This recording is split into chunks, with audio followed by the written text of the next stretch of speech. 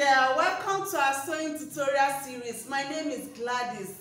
Today you will learn how to take accurate body measurements for drafting a standard basic bodice block. This is a fundamental skill every sewer should know, and it is essential for creating garments that fit. Taking accurate body measurements can be tricky, especially if you are new to sewing or pattern drafting. In this video, you will learn important guidelines for taking measurements. You will also learn step-by-step process of taking measurements covering essential areas of the body.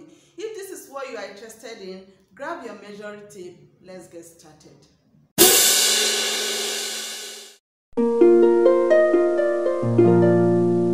Now, let's talk about the important guidelines for taking accurate body measurement. First, ensure to use a tape measure that corresponds with the rulers you intend to use for drafting your sewing pattern.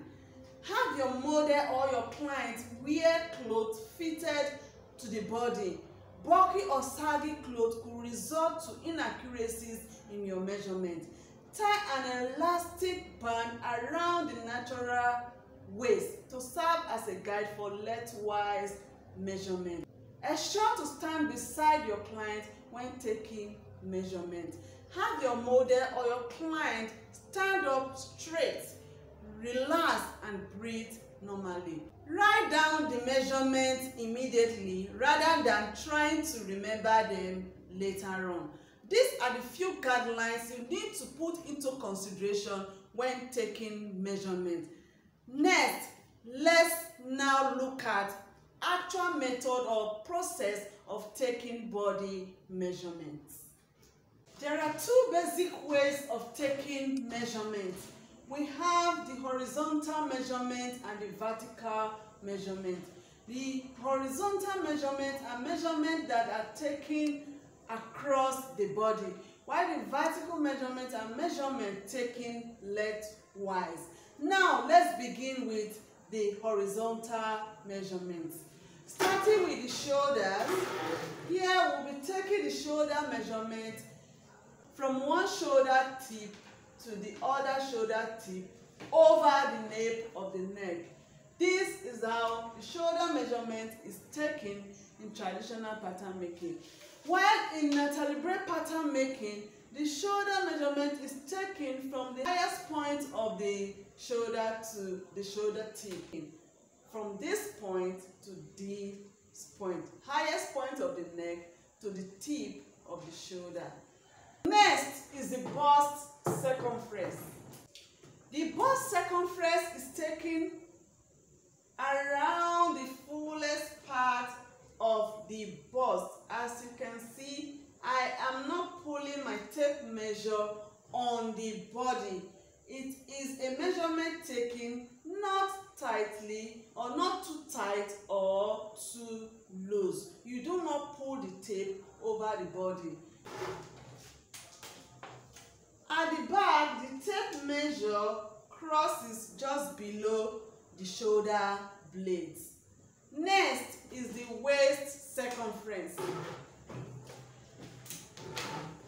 The waist circumference is a measurement that is taken around the narrowest part of the body. To identify the natural waist, you tilt to the side and you feel some wrinkles or the sharp break on the waist. Tie a string around it, and that's the natural waist where the round waist measurement is taken. Now, the under bust measurement. The under bust measurement is a measurement that is taken under the bust.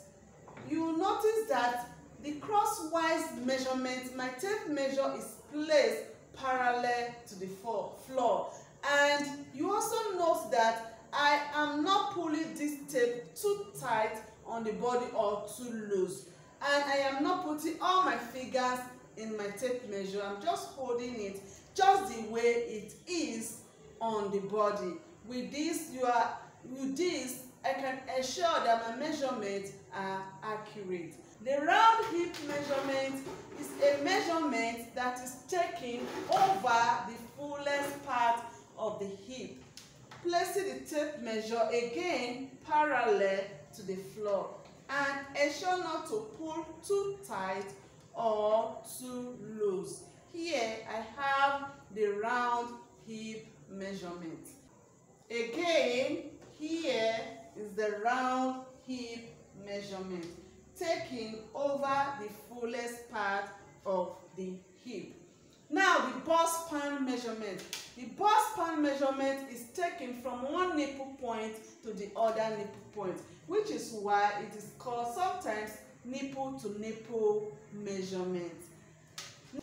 Find the crease where your arm meets your body and measure just above it from over the chest, from one crease to the other for the chest width measurement, and then across the back measurement or back width measurement. Back width is also a measurement taken just above the crease of the arm, placing your tape measure over the shoulder blade around 10 to 12 centimeters below the nape of the neck. Now the back length to waist measurement. The back length to waist measurement is taken from the nape of the neck down to the deepest part of the back. The nape of the neck is identified when you bend your head forward. You'll be able to touch the bone of the nape, raise your head up, and then take the measurement from that point to the deepest part of the waist. Now, these are the horizontal measurements. Let's talk about the vertical measurement. The vertical measurements are quite simple. All you need to do is identify the highest point of the shoulder here, place your tape measure on it, and then measure to the bust point for shoulder to bust measurement. That's it, from the tip of from the shoulder point to the bust point. And then the left to other bust measurement is actually continue that measurement over the bust and down the other bust for shoulder to under bust measurement. Next, shoulder to waist measurement. As you can see, I did not remove my measuring tape from that point. Still continuing that measurement over the bust, down under the bust, and then to my waist measurement. Next, shoulder to hip measurement. Again, that is also taken over the fullest part of the bust, down the other bust, through the waist, and then to the fullest part of the hip. And that is the length to hip measurement. Basically, these are the measurements you need for drafting your standard basic bodice block. If you enjoyed this video, please give it a thumbs up. Subscribe to this channel if you have not done so. Next, I'll be uploading other videos to guide you on how to draft your standard basic bodice block, and also I'll be sharing other information about the standard basic bodice block a beginner should know. Thanks again for watching. See you in my next video.